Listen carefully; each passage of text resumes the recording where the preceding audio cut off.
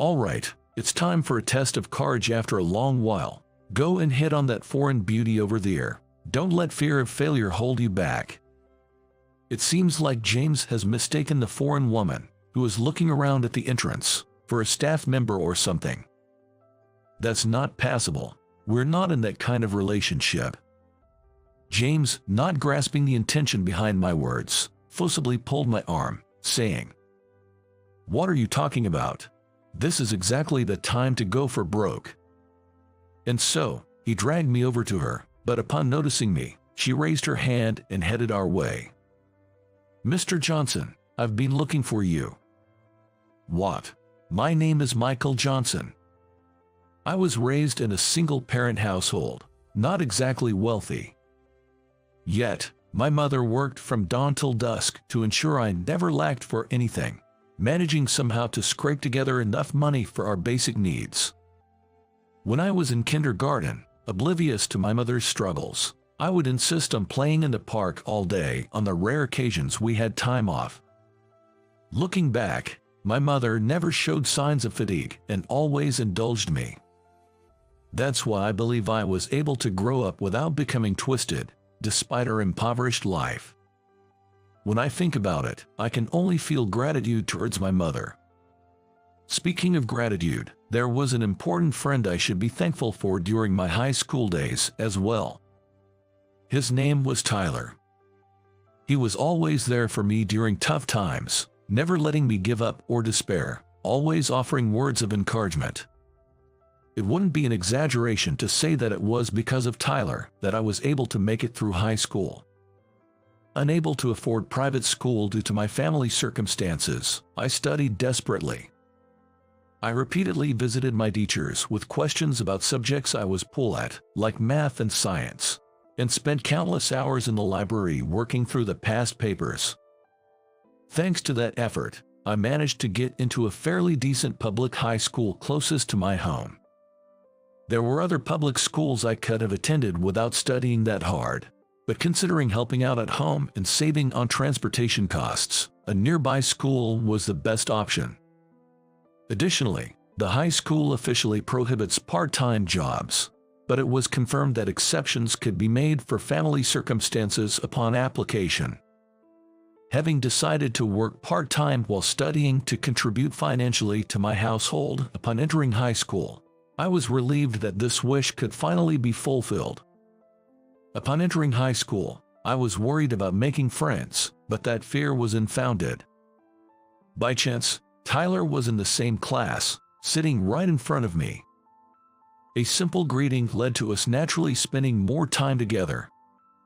Tyler had a similar vibe to me, not the type to lead or unify a class, which made me feel at ease. As I was finally getting accustomed to school about a month into my enrollment, I became a target. James, who was somewhat of a leader in our class, seemed to have pegged me as a perfect victim for his teasing. "Hey, Michael, right, you always seem to be eating such pitiful meals, and your lunch is always the same too." Around the middle of lunch break, James, along with his entourage, started hassling me and Tyler. James stood at the pinnacle of the class's social pyramid, having taken charge of various things since the beginning of the school year. While everyone was still tentatively getting to know each other, James quickly emerged as a leader, gathering the more outgoing members of the class. I, fully aware of my place at the bottom, had never spoken to James's group. So, it was a surprise when he suddenly started talking to me. I was bewildered and unable to respond. James's comments drew reactions from the entire classroom. Classmates looked at me, then at my lunchbox. Their stares were painful and embarrassing. "Come on, say something. It's like I'm bullying you unilaterally here." Contrary to his words, his expression was cold, clearly not welcoming any form of retaliation. Failing to respond, he seemed bored, but then quickly found amusement again. "Besides, we've just started school last month. Why is your shirt so worn out already?" James and his followers scrutinized me from head to toe, then burst into laughter, clutching their stomachs.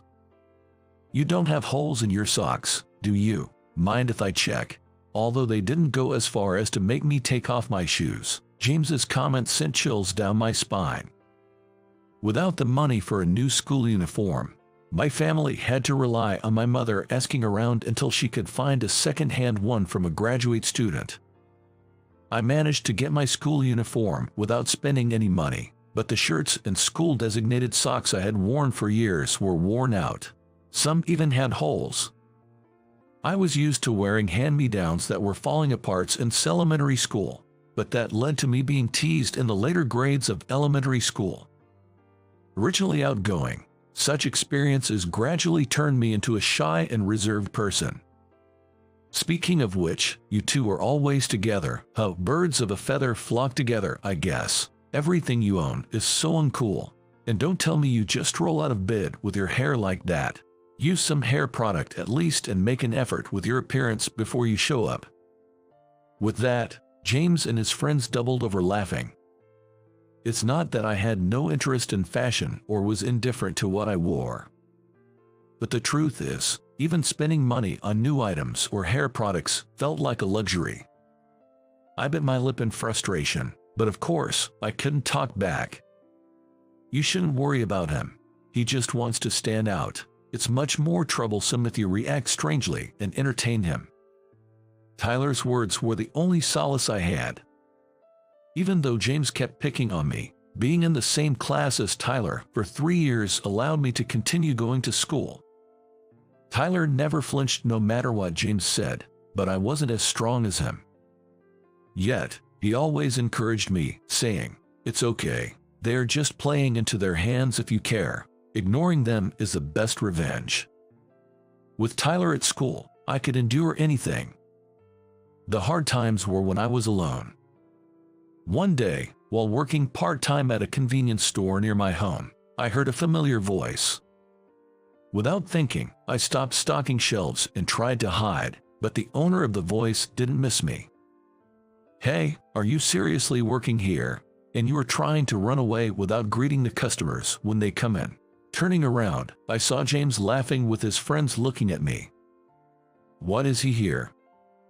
James's hometown is 2 stations away from mine, and it's in the opposite direction from our school. As if answering my unspoken question, James approached and declared, "I have a lot of friends, so I get all sorts of information. I heard a loser breaking the school rules, working a part-time job despite the ban. What's it gonna be? Want me to snitch to the school, or will you hand over your earnings as hush money? I have permission from the school, and I can give you any money." "Chill, man. I'm just joking. Don't look so serious." Saying that with a laugh, he walked away. Having had such a high school life, when the invitation to the 20th reunion arrived, I had no intention of attending, to be frank. I couldn't even bring myself to notify them of my absence upon seeing the invitation with the high school's name on it. So I just ignored it, eventually forgetting about the reunion invitation altogether. Then, one day, a familiar name appeared on my cell phone. I excitedly answered the call. "Tyler, it's been a while. How have you been?" "I've been good. How about you?" We had occasionally kept in touch after graduating from high school, but I started working right after graduation, and Tyler was busy with university studies and probably made new friends in a new place. Gradually, we stopped contacting each other. Hearing Tyler's voice after such a long time made me genuinely happy. After catching up, Tyler brought up the main topic. "By the way, you received the reunion invitation, right? Have you replied yet?" "Oh, yeah, it did arrive. To be honest, I wasn't really feeling up for it, so I've just left it." I was surprised that Tyler brought up the reunion, and my tone naturally fell as I hadn't been positive about the reunion myself. I assumed Tyler, like me, had no fond memories of high school and wouldn't attend. I was curious about his seemingly different attitude. "Are you going to the reunion? I thought for sure you wouldn't." "Yeah, back in high school, I couldn't wait to get out of there, but maybe my perspective changed after college and starting work." "How so?" "Well, we were still kids in high school, right? There were plenty of unpleasant things in human relations, but we were all immature.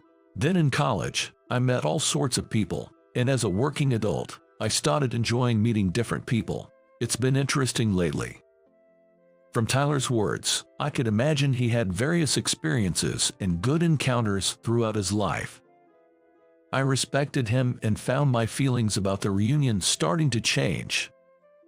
You know, I replied to the reunion invitation because I thought it'd been nice to see you after so long. Why not join without overthinking it? Tyler, much more sociable and cheerful than in high school, was pushing me forward just like old times. I too am looking forward to seeing him after such a long time. Perhaps now, I can even share a laugh with everyone else. Got it. I'll find the invitation and reply tomorrow that I'll attend. We ended the call, both looking forward to our reunion.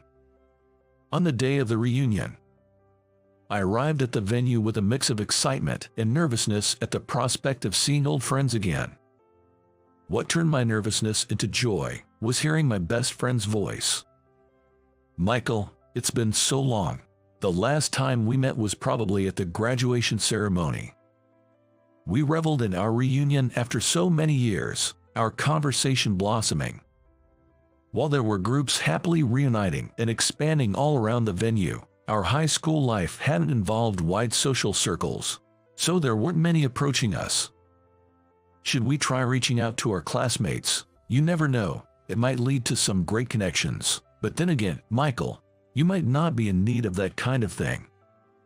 Tyler had been focused on his career and, as he had mentioned over the phone, wasn't married nor in a romantic relationship. Perhaps he was looking forward to this aspect of the reunion as well. While we were enjoying our conversation, someone called out to us from behind. Is that Michael and Tyler? Long time no see. It was James. I felt a slight resurgence of the unpleasant feelings from high school, but not as much as I'd expected.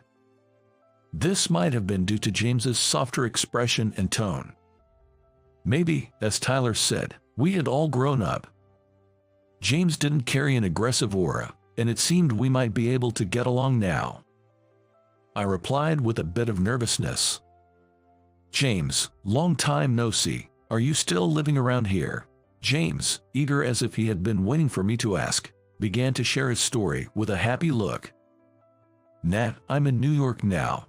Work keeps me busy, so I hardly get back here, but I took the day off just to make it today. His conversation then shifted towards his job. He talked about working for a major corporation listed on the prime market. How he was making more money than he could spend. And how he was popular at mixers. His boasting seemed endless. As I was getting tired of listening, James turned the conversation to me. So, Michael, which company are you with? I doubt you'd know it even if I told you. So it's not a listed company. You're wearing a decent suit, so I thought you landed a good job. Reminds me, you were always slacking off in high school, busy with part-time jobs and all. James scanned me from head to toe, then continued in a condescending tone. You're not married yet, right? You know from your own experience. Kids from poor families struggle a lot. You definitely shouldn't make the mistake of having kids. James looked down on me with the same expression from high school, laughing mockingly. I felt a surge of discomfort, finding the conversation unbearable. I didn't respond to his words. Perhaps finding pleasure in my silence, he continued. All right, it's time for a test of courage. Go and hit on that foreign beauty over there. Don't let the fear of failure hold you back. It seems James mistook the foreign woman at the entrance, who was looking around, for staff or something. At his ignorant remarks, I couldn't help but be dumbfounded. That's not happening. We're not in that kind of relationship. James, failing to grasp my intent, forcibly pulled my arm, saying, What are you talking about? You studied hard even with just a high school education. You should be able to communicate with her. You don't have a girlfriend anyway, right? This is the time to go for broke. As James dragged me towards her, the woman noticed me and raised her hand, heading our way. Mr. Johnson, I've been looking for you. Eh. Surprised by her reaction, James asked with an unexpected look. What's this, Michael? You know her, what's the connection here? Ah, she's Isabella, my secretary at the company. His eyes widened in clear surprise at my words. Your company? What do you mean? Are you Mr. Johnson, the president? His reaction was so unexpected that I couldn't help but burst out laughing. In this situation, who else could it be? Actually, I started my own business after working for a while post-graduation. Of course, it's not a major corporation like yours, but I'm considering going public. James's response sounded almost like sour grapes. Starting a business is common these days, right? But most of them fail, don't they? Yay, that's true. But I'm working hard to ensure that doesn't happen.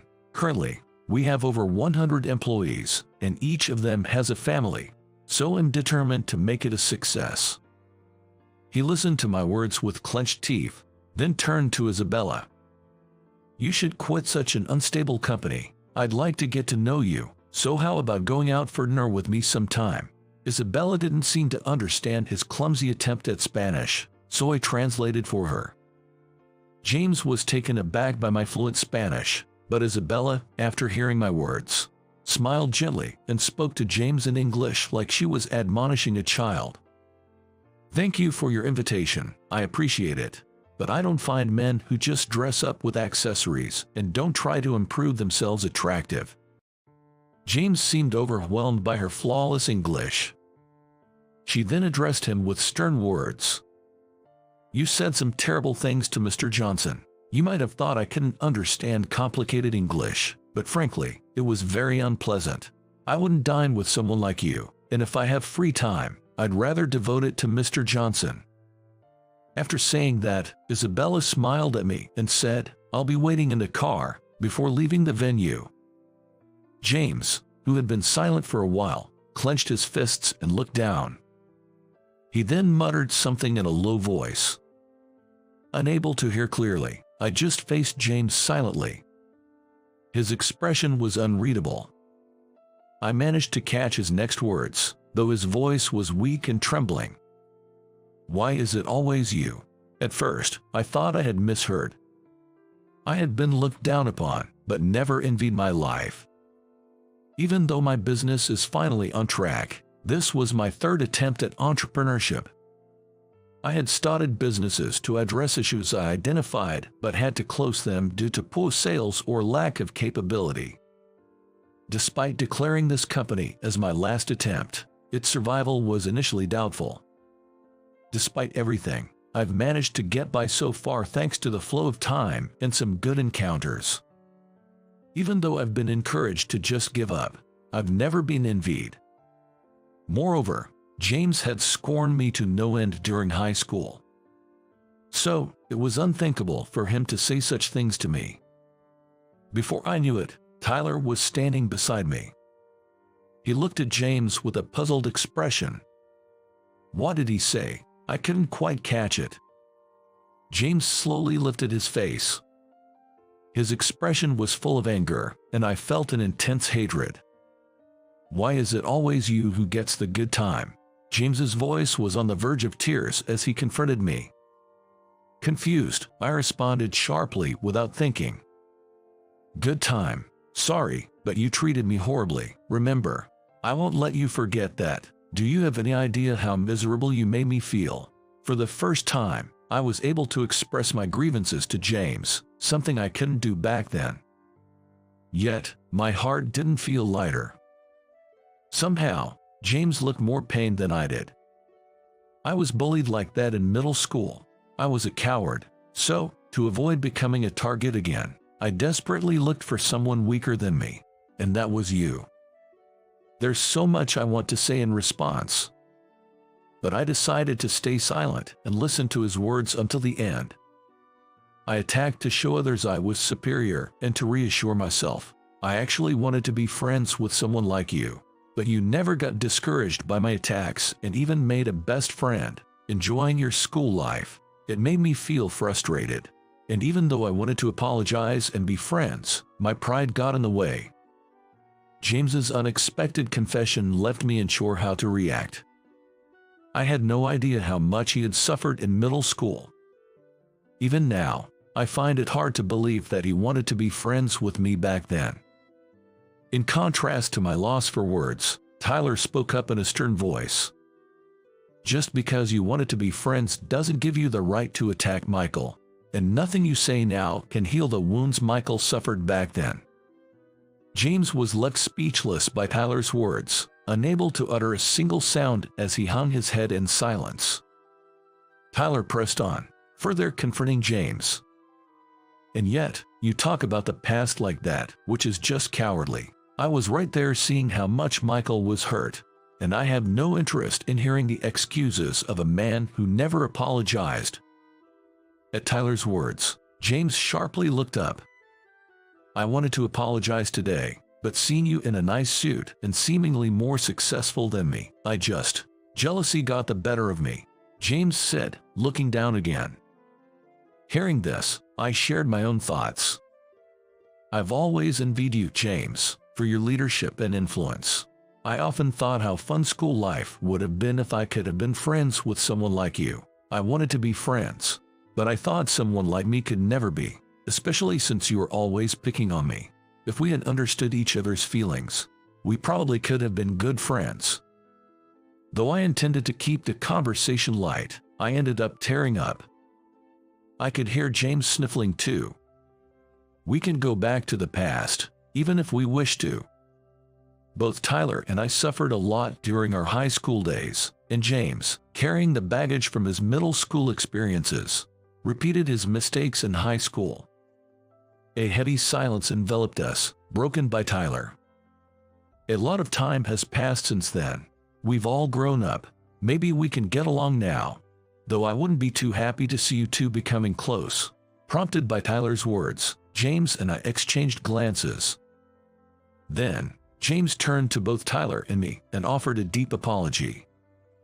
Michael, Tyler, I'm truly sorry. I made a terrible mistake. If you can forgive me, I'd like to be friends, despite everything.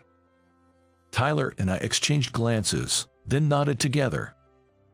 We shook James's hand firmly, accepting his apology. The reunion became a turning point, and the distance between James and us significantly closed. After the reunion, the three of us regularly met to catch up and enjoy a drink together. One day, I brought up a concern I had. I've got something I've been worried about. Don't be so formal, just spit it out. Both James and Tyler listened casually as they sipped their drinks. Gathering my courage, I blurted out to both of them, my face turning red. There's someone I'm interested in. It's Isabella, the secretary you both met, but I've never really been in a serious relationship before, so I don't know what to say. At my serious inquiry, Tyler burst into laughter. James looked at me with an incredulous expression. Come on, I'm seriously worried here, but I guess someone like me doesn't stand a chance, right? What are you talking about? I'm not exactly a ladies' man either, but even I can tell. Deflated by Tyler's words, I slumped my shoulders. Seeing me like this, James spoke up, seemingly amused. You're misunderstanding something. Even from that brief moment at the reunion, it was clear that Isabella has feelings for you. James and Tyler then began to grill me, asking detailed questions about my interactions with Isabella. Sure, Isabella and I often went out for meals, and there was a fair amount of physical touch between us. I had thought it was just part of our working relationship and cultural differences. But according to them, I might have been mistaken. You're hopeless. I'll teach you step by step, so make sure you properly ask her out on a date next time, James said. Thanks, I'm counting on you, bro. I realized I had the best friends anyone could ask for. As we shared drinks, I felt truly grateful from the bottom of my heart. Years have passed since then. The three of us met up again, stylishly dressed in suits just like we were at the reunion. You look tense. You should be proud at a time like this, James remarked. Exactly. You've never looked better, Tyler added. As I was the only one feeling stiff, The three of us chatted and laughed until a staff member from the venue approached us. "I'll be going then. Please take care of things today." Parting from the two, I made my way to the dressing room. Today is my wedding with Isabella. Taking James's advice into account, I confessed to Isabella. Our relationship smoothly progressed from there, and I was even successful in my proposal. These happy days would never have come without James and Tyler's support. From now on, I'll build a new family and work even harder in my job. There might be times when I hit a wall, but that's okay, because I have best friends who will support me whenever I'm in trouble.